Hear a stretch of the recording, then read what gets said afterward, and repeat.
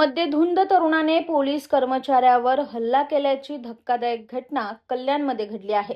कल्याण पश्चिम येथील गौरीपाडा परिसरात घडलेल्या या घटनेने सर्वत्र संताप व्यक्त केला जातोय.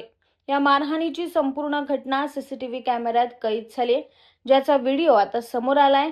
रक्षण करणाऱ्या पोलिसांवरच असे हल्ले होत असतील तर सर्वसामान्यांचे काय, असा सवाल आता उपस्थित होत आहे.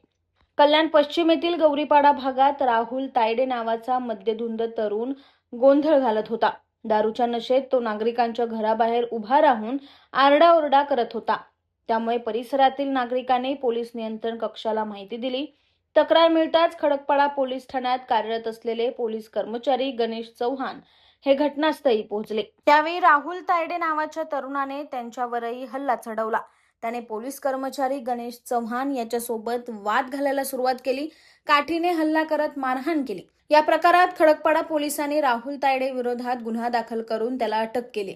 मात्र घटनेच्या सीसीटीव्ही सोशल मीडियावर चांगलाच व्हायरल झाला आहे. या घटनेने सर्वत्र संताप व्यक्त केला जातोय.